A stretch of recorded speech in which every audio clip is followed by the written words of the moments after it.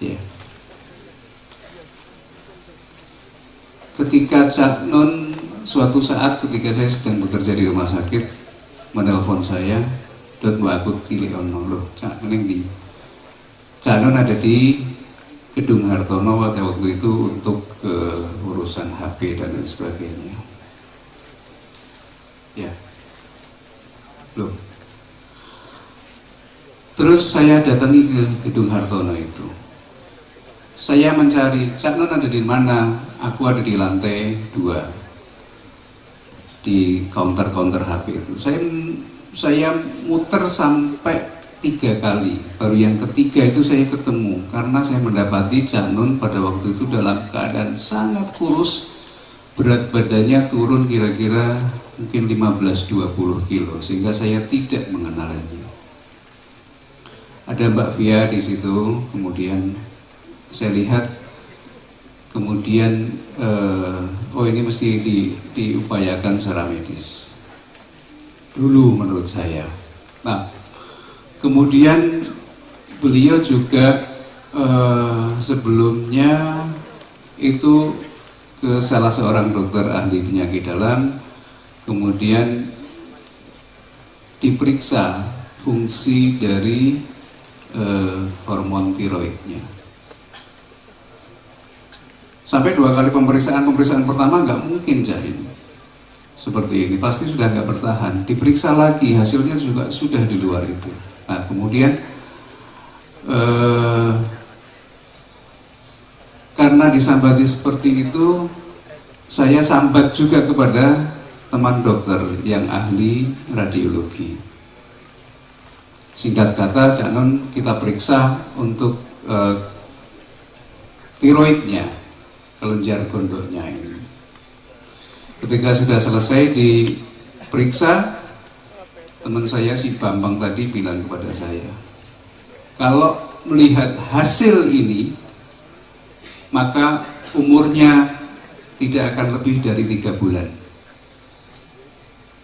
Tetapi si Bambang bilang kepada saya, "Dot, aku nggak bisa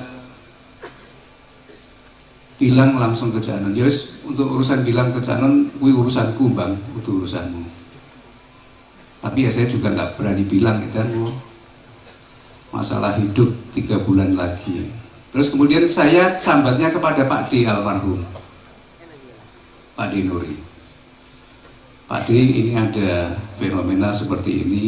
Saya ceritakan bahwa menurut hasil radiologi usianya 3 bulan. Pak D juga bingung.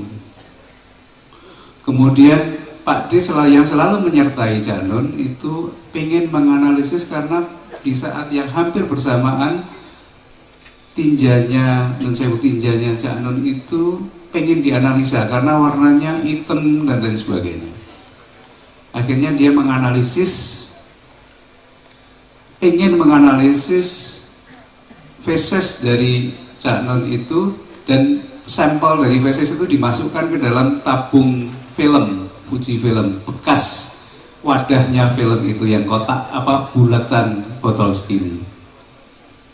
Dibawa pulanglah, untuk esok paginya akan dibawa ke labnya Pak Dinuri, karena Pak Dinuri juga bekerja di dekat-dekat dengan lab itu. Apa yang terjadi?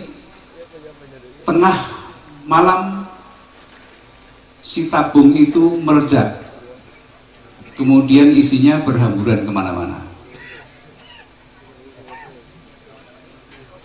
Tetapi Pak D juga masih menyisakan sedikit sampel yang tersisa di dalam tabung itu. Pak D jadi bertanya-tanya, ada apa ini sebenarnya? Kemudian dianalisislah si feses itu, dan pada kesimpulannya adalah di dalam feses Cak Nun itu mengandung logam yang hanya bisa meleleh di atas suhu 1600 derajat Celcius.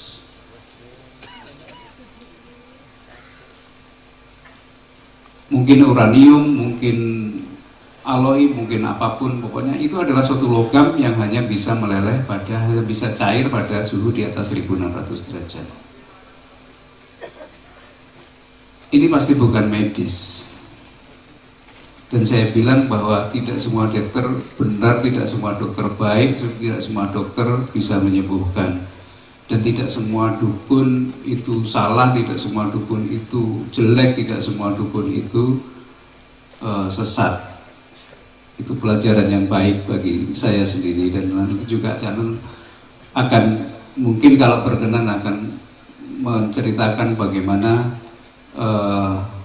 lakunya untuk membebaskan dari kondisi ini. Itu yang terjadi, bahwa akhirnya kesimpulannya bahwa itu adalah suatu tenung, suatu santet, suatu apa yang dilakukan oleh orang yang sebenarnya sangat dekat dengan Cak Nun. Orang yang sangat dicintai, kemudian dibantu, diangkat, dientaskan, tetapi balasannya seperti itu. Itu manusia yang bisa terjadi. Bahwa Cak Nun itu adalah, bagi saya itu adalah suatu gambaran evolusi kesehatan, suatu universitas bagi saya, suatu ladang pembelajaran bagi saya. Mulai yang sakit sederhana, sakitnya itu adalah alergi, gatal-gatal biasanya, sampai kemudian pegel, sampai kemudian disantet, kemudian stroke dan lain sebagainya, apa yang dibilang itu. Tetapi semuanya itu dilawan dengan cara-cara yang menurut saya sangat bersumber kepada jiwanya.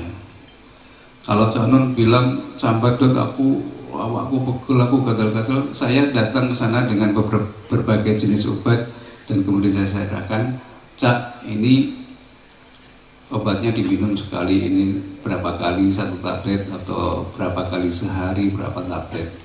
Tapi aku yakin mungkin ya nggak diminum itu, nggak yakin. Itu yang mungkin bisa saya sampaikan kepada iya Pak. Oke, matur nuwun. Dari yang Pak Edward sampaikan tentang bagaimana tidak lazimnya peristiwa yang terjadi pada Mbah Nun pada saat sakit tadi itu yang seperti disampaikan